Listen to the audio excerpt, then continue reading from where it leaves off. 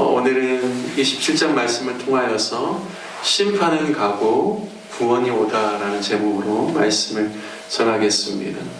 오늘은 27장의 크게는 두 가지로 이렇게 이야기를 하는데요. 하나는 번제단에 대한 이야기를 먼저 다루고 있고, 그 다음은 성막의 그 뜰, 그리고 이제 그 울타리를 만드는 부분에 대해서 말씀하고 있습니다. 어제도 잠깐 말씀드렸지만 성막의 전체 길이 길이는 100규빗입니다. 100규빗이면 약 한 45.6m 정도, 이 정도 되는 이제 길이죠. 그리고 이제 세로, 이제 동쪽 해막의 문으로 이렇게 들어가는 그 세로의 길이는 절반인 50규빗입니다. 그래서 한 22m에서 23m 정도 되는 그런 것입니다. 그래서 오늘 또 이제 울타리를 치는 방법들에 대해서 이야기를 하고 있고요. 어제도 이제 잠깐 말씀드렸지만 그 성막 문의 너비는 20규빗입니다. 그러니까 한 9몇 미터 정도 되는 그런 넓이죠. 그러니까 문이 상당히 큰 문입니다. 그래서 누구든지 또 넓은 문으로 또 이렇게 갈 수 있도록 주님께서 이제 그렇게 설계를 하셨는데, 오늘은 이제 그 부분보다도 번제단에 대한 이야기를 여러분과 좀 깊이 있게 보려고 합니다. 번제단을 가리켜서 놋제단이라고도 이야기를 합니다. 왜냐하면 그 주 성분이 놋으로 되어 있기 때문입니다.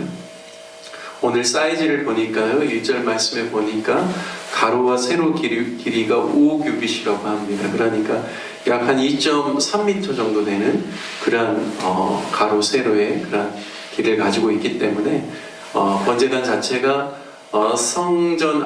이제 성막 안에 있는 기구들 중에는 가장 큰 사이즈가 바로 번제단입니다.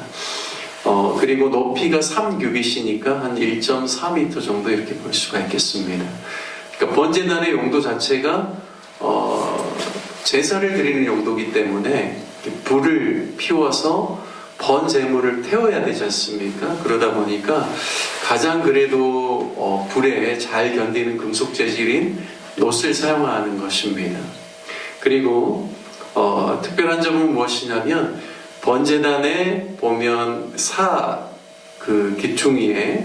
기퉁이의 높이에 뿔이 이렇게 있습니다. 뿔을 만들라고 하나님께서 하셨고, 또 그 뿔이 제단과 이어지게 하고, 제단의 속 재료는 조각못이지만 놋으로 전체를 쌓고, 3절 말씀에 보면 재를 담는 통, 또 부사, 대야, 고기 갈고리, 또 불 옮기는 그릇을 만들 때 다 놋으로 만들라고 합니다. 이 3절에 있는 이러한 것들은 다 부속 재료죠. 그러니까 이제 제단에서 불을 피워서 제물을 펴고, 또 그것을 이렇게 불로 태울 때, 또 그리고 이제 거기서 나오는 재들도 있겠죠. 그래서 이제 그런 것들을 옮겨 담고, 또 이제 성막 안에, 그러니까 성소 안에 들어가서 향을 피울 때가 있습니다. 그때 이제 보면 제단에 있는 이제 그 불을 이 향로에 담아서 그 안에 들어가서 고운 가루로 이제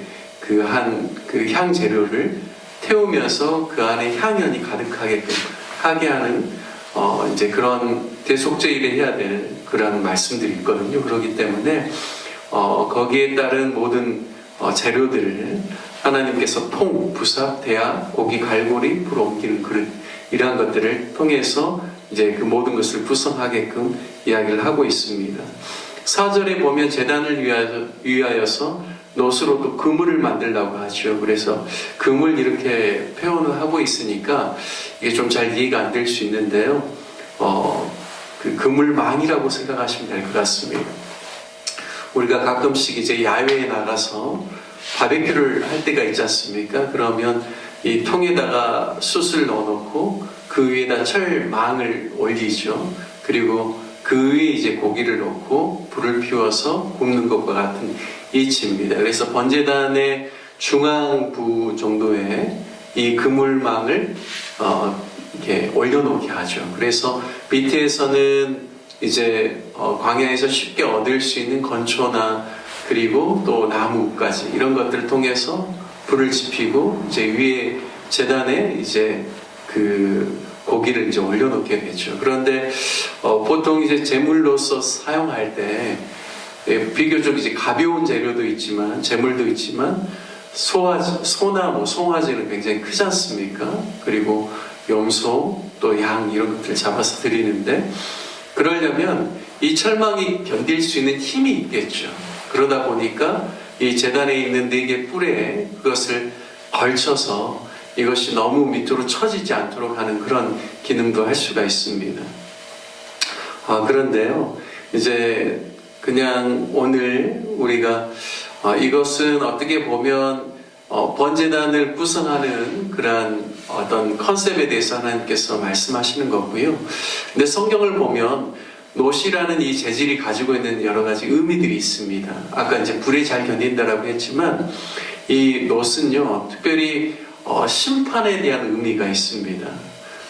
누구든지 이스라엘 백성들이 율법을 범하면 율법을 이제 이렇게 행치 아니하고 범하면 죄를 짓게 되는 것이죠. 그러면 그 죄에 대한 이제 심판을 받아야 합니다.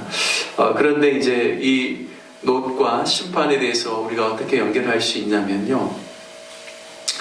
그 민수기 21장에 보면 백성들이 광야에서 하나님을 원망하는 내용이 나옵니다. 그리고 그들이 원망하는 내용이 무엇이냐면 먹을 것도 없고 물도 없다라고 하면서 우리 마음이 이 하찮은 음식을 싫어한다라고 이야기합니다. 이 하찮은 음식이 어떤 음식을 가리킬까요? 하나님께서 내려주신 만나를 가리켜서 이렇게 폄하하는 겁니다.